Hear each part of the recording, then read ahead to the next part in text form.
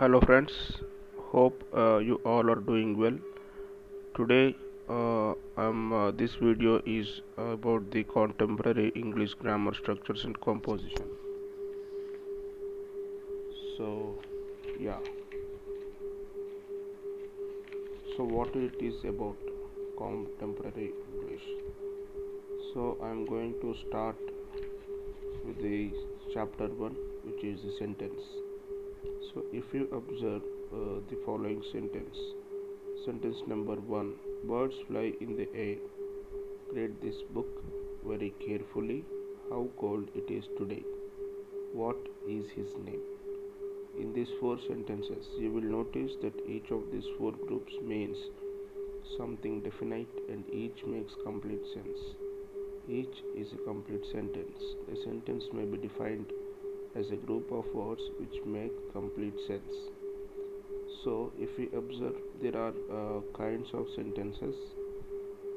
There are four kinds of sentence. So, if we observe example, he is good cricketer. His name is Amarnath.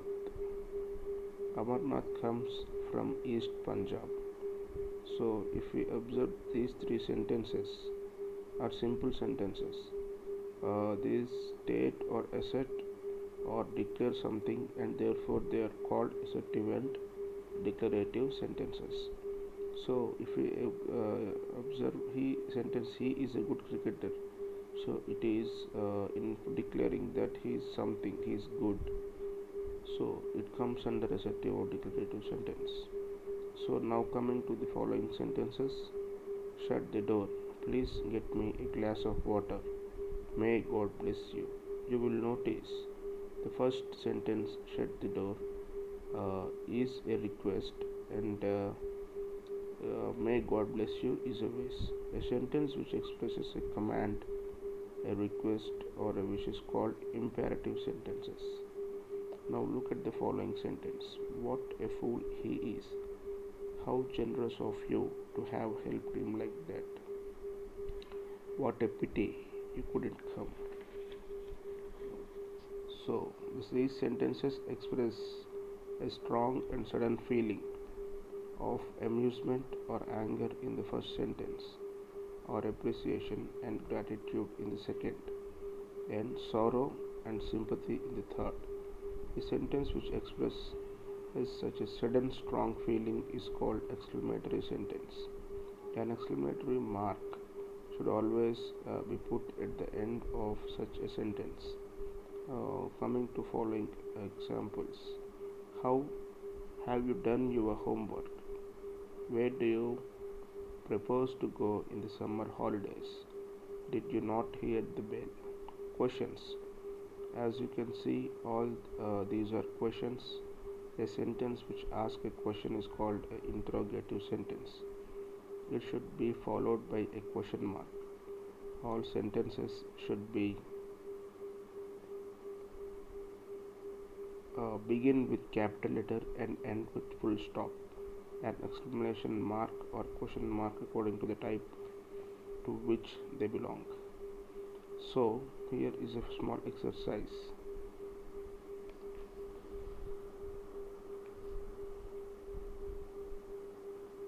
So, in column 1, it is written have, has, you, there, I, the, done, see.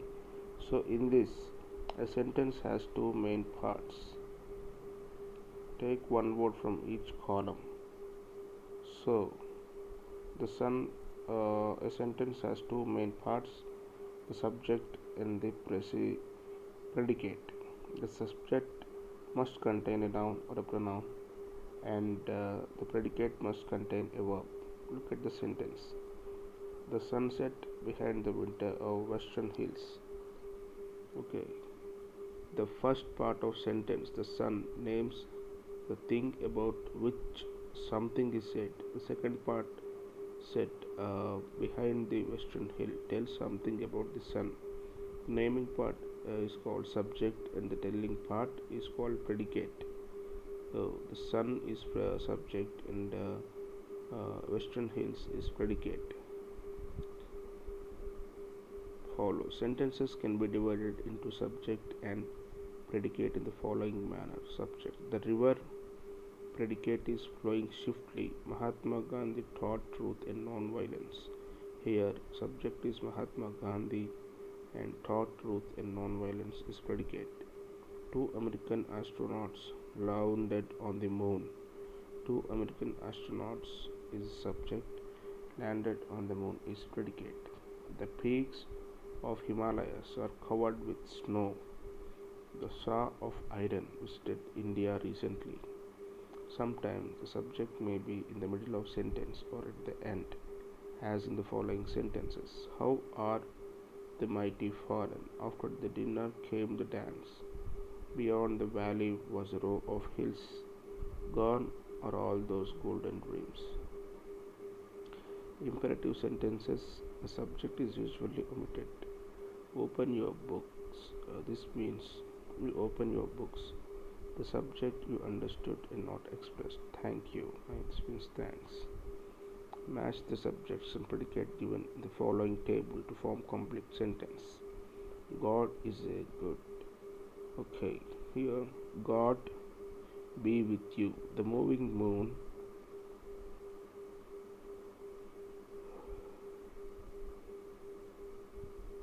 The moving moon went up the sky. Slow and steady wins the race. The life of Gandhi ji should inspire every Indian. The habit, the hare, rabbit and the hare ran the race. Christopher Columbus discovered America. Gardening is a good hobby. The language problem is very complicated. Millions of people perished in the war. Only an agricultural revolution can solve the food problems. So, phrases and clauses. Look at the sentence. In the beginning, God made the heavens and the earth. The first three words form a group by themselves. They make sense but not complete sense. They cannot stand by themselves but have to be part of a larger group of words which make complete sense. They have no subject or predicate which makes complete sense. They have no subject or predicate of their own. Such a group of words is called phrase.